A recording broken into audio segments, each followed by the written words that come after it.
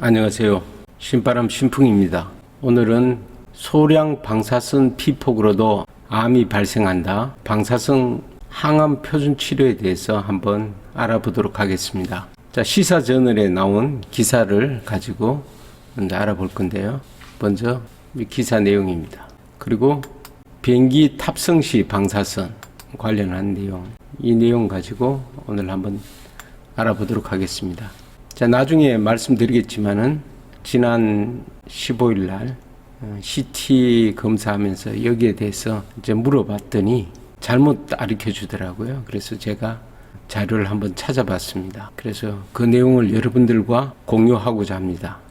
자, 방사선이 사람에게 미치는 영향을 미리시버트로 표시합니다. 미리시버트. 그래서 X선 사진을 한 장 찍으면 0.1 미리시버트 피폭되고, CT로 찍으면 X선보다 100배 많은 10 미리시버트에 노출된다고 되어 있습니다. PET CT는 한 번 찍으면 20 미리시버트의 방사선을 받는다고 되어 있습니다. 그래서 여기 적은 양의 방사선은 안전할까? 이 연구 결과는 없답니다. 그래서 국제방사선 방호위원회는 기준을 한 해 방사선 피폭량을 1mS로 권장을 했다고 합니다. 근데 1mS는 자연에서 피폭되는 2mS를 제외한 수치랍니다. 그러면 3mS 미만으로 피폭을 이제 권장한다고 되어 있는 거죠. 그래서 세계보건기구는 방사선 피폭을 발암물질 1급으로 분류했답니다. 그리고 방사선 피폭량에 따라 암 발생 위험이 비례한다는 이론은 의학 교과서에도 나와 있고, 100mS 이하의 방사선 피폭으로도 암이 발생한다는 연구 결과가 많다는 겁니다. 여기서 적은 양의 방사선에 대해서는 연구 결과가 없는데 100mS 이하의 방사선으로 암이 발생한다는 연구 결과는 많다고 되어 있네요. 자, 그래서 영상 검사별 방사선 노출량이 이렇게 있습니다. 골밀도, 흉부 X선, 유방 촬영, 척추 CT, 대장 조영술, 흉부 CT, PET CT 이렇게 20mS, PET CT가 가장 높네요. 그래서 X선은 폐결핵, 고람, 폐와 뼈 진단에 이상적이고, CT는 짧은 시간에 촬영할 수 있어 폐, 심장, 내장 등 움직이는 기관을 검사하기에 안성맞춤이다. 그리고 PET는 이제 전신 질환을 찾는 데 유리하다 이렇게 됐습니다. 특히 PET CT는 검사를 위해 환자는 방사선 동위원소를 먹여야 하기 때문에 이제 주변에 가족에게 피폭될 수 있다 이렇게 됩니다. PET CT 촬영 후 일정 시간 동안 환자 몸에서 방사선이 나온대요. 자, 40세 미만의 건강한 사람은 패키지 건강검진을 받을 필요가 없다. 패키지 건강검진에 보면 반드시 이제 CT 촬영이 있거든요. 그래서 국가에서 하라는 위내시경 기본검사면 된다. 나중에 문제가 되었을 때 의사가 영상 진단을 권할 때 그때 검사해도 늦지 않다 이렇게 되어 있습니다. 여기 보면 의사는 CT 안 찍는다. 건강하면 CT 찍을 필요 없어 이렇게 되어 있죠. 자, 그러면 방사선 피폭이 정말 위험한가 봤을 때 전신에 대한 위험은 1000mS랍니다. 그리고 3500 정도 되면 불임이 되고, 자, 2500부터 이제 여자는 불임이 되고, 이제 500부터 시야 혼탁이 오고, 5000이면 이제 백내장이 오고, 피부 같은 경우는 2000이면 홍반, 그 다음에 25000mS면 피부 괴사가 되고, 습성 박리 이런 현상이 이렇게 된답니다. 이 정도 되면 원자력에서 방사능이 누출됐을 때 이제 나오는 정도가 되겠죠. 세포 사멸 현상은 끊어진 DNA 가닥이 세포의 정식 과정으로도 보충될 수 없을 때 나타난다는 거죠. 자, 세포 사멸을 시키는 거죠. 암치를 하면서 한 번에 높은 방사선 양에 노출될 때 나타난다는 거죠. 자, 피부 화상을 입은 증상부터 탈모, 소화기 점막 손상에 의한 염증. 그래서 이게 방사능으로 치료를 받으면 이 식도가 타는 듯이 아프다고 그렇게 얘기를 하더군요. 세포 사멸 현상이 생기는 경우 방사선 양은 1000 2000mS를 초과할 때 나타난다는 거예요. 화상을 입고 소화기 점막 손상이 나타나는 것은 1000에서 2000mS. 일회 방사성량 노출에 따른 암 발생 위험 증가율은 이렇게 나와 있습니다. 그래서 100mS부터 0.5% 증가한다고 되어 있고 1000mS는 생애 5% 증가한다고 되어 있습니다.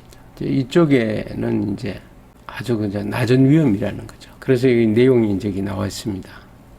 한 번 정도 끊어진 것은 빠르게 이제 회복을 한답니다. 그런데 이제 이 과정에서 조금씩 변형이 된 DNA 세포들이 돌연변이를 일으킬 수 있다. 그래서 30년간 장기간에 걸쳐 돌연변이 세포가 정식하면 결국 암을 유발할 수 있다. 이렇게 되어 있습니다. 그리고 100mS 정도의 방사선 양에 노출되면 30년 후에 암 발생률이 0.5%가량 증가한다. 근데 여기 50mS로 두 번 노출된다고 해서 100mS에 노출되는 거하고 같다. 이렇게는 볼 수 없다고 되어 있습니다. 자, 그래서 여기 가슴 엑스레이 뭐 이렇게 나와 있네요. 흉부 CT, 두경부 CT 뭐 이런 것들 한 15mS 돼 있고 복부 골반 CT 뭐 등등 이런 거 진단할 때 되는 거고요.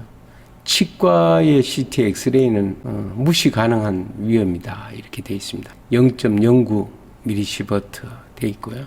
PET 양전자 컴퓨터 단층 촬영기 이거는 20에서 30mS 낮은 위험으로 이제 한 번 할 때 낮은 위험으로 되어 있다는 거죠. 자, 실제로 암 치료 때 노출되는 양은 3000mS가 넘기도 한다는 겁니다. 의료 방사선 노출 권고 기준치는 없답니다. 그 노출의 악영향보다는 치료가 주는 효과가 더 적극적으로 필요하다고 해서 이렇게 이제 양을 정해주지 않았다고 합니다. 그래서 노출이 일어날 수 있는 정당성과 최적화가 확보되어야 한다. 방사선 양을 줄이면 해상도가 낮아진대요. 노출 권고 기준치가 있어요. 이 직업 관련한 사람들한테는 50mS 이하로. 그런데 이제 환자에 대해서는 기준이 없는 거죠. 일회 방사선량 노출에 따른 암 발생 위험 증가율 50mS는 명확히 밝혀지지 않음. 뭐 CT 촬영은 여기 50mS 이하가 되는 거죠. 100mS부터 이제 0.5%씩 증가하고 이렇게 되어 있습니다. 과연 뭐 밝혀지지 않다고 되어 있지만은 실제 어떻게 되는지 이제 모른다는 얘기죠. 자, 여기 보니까 2017년 2월 22일 여기 자료에 헬스조선의 자료를 보니까 82%를 줄인 CT가 나왔답니다. 여러분들이 혹시 찍은 CT가 이렇게 칼라로 나왔다면 이게 기존 제품 대비 선량을 이렇게 줄인 저선량 CT다 이렇게 생각하면 되고요. 이렇게 흑백으로 나왔다면 기존 제품이 되겠죠. 같은 회사 제품입니다. GE 헬스케어. 그 최신 장비에서 하면 그만큼 이제 줄일 수가 있는 거죠.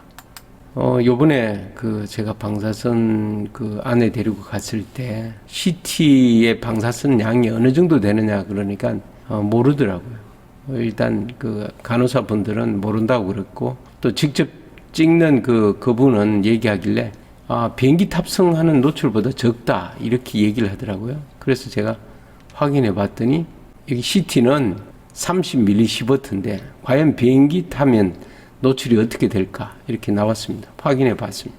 조종사 한 명이 인천 뉴욕 노선을 연간 65회 90회 비행하면 방사선이 6mS에 노출되는 것으로 알려져 있다. 한 번도 아니고 65 내지 90번 비행하면 이렇게 되는 거죠.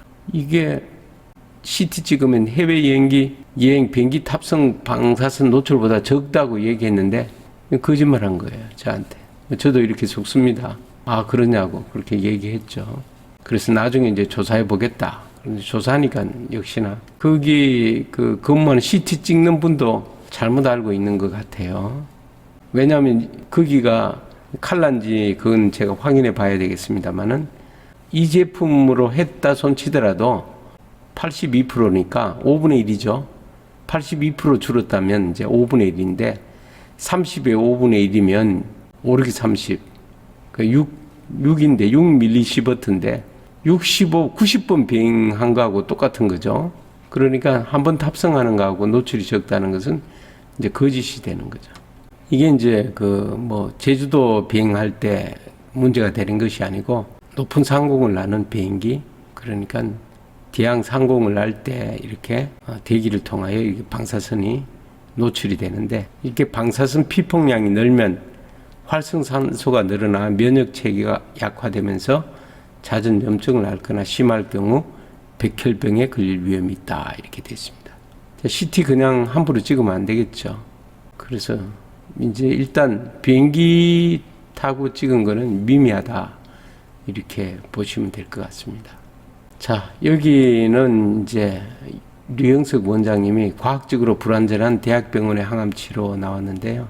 여기 재미나는 증상이 뭐냐면 암세포가 분열을 하는 거죠. 분열을 쭉 분열하는데 19회 분열할 때까지는 암세포가 아주 어렵게 분열을 한답니다. 힘들게. 혈관에서 나오는 넘쳐나는 에너지 가지고 겨우 먹고 살면서 겨우 분열을 하는데 상당히 오랫동안 이제 이렇게 분열을 이렇게 하는 거죠. 여기서 이렇게 분열하다가 여기에 이제 21회 분열 때쯤 되면 이제 여기 어떤 자극이 있으면 그 자극을 받아서 혈관 신생 스위치가 온되면 여기가 이제 혈관을 만들어서 그때부터 자라기 시작하는 거예요. 그럼 이때가 이제 악성암이 되는 거죠.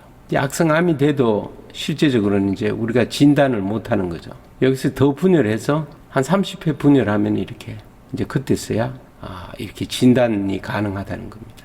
세월이 한참 지났죠, 그죠? 그리고 다시 여기서 이제 계속 분열해서 35회 분열하게 되면 그때서야 이제 우리가 통증을 느끼고 아프다는 걸 알게 된다는 겁니다. 이때까지는 진단이 돼도 아프다는 걸 모르는 거죠. 그 중요한 건 여기에 이 많은 암세포들은 세포들이 있답니다. 우리 몸에 살아남은 세포가 있더라도 이렇게 혈관을 가지지 않은 채로 이렇게 어렵게 성장을 하다가 어느 순간 신생 스위치가 켜지는 순간 혈관이 생겨서 커지기 시작한다는 거죠. 근데 이때도 여기 만약에 진단은 안 된다는 거고, 혈관 신생 스위치가 생기면 이 암은 전이를 그때부터 하기 시작한다는 거죠. 가능성이 있다는 겁니다.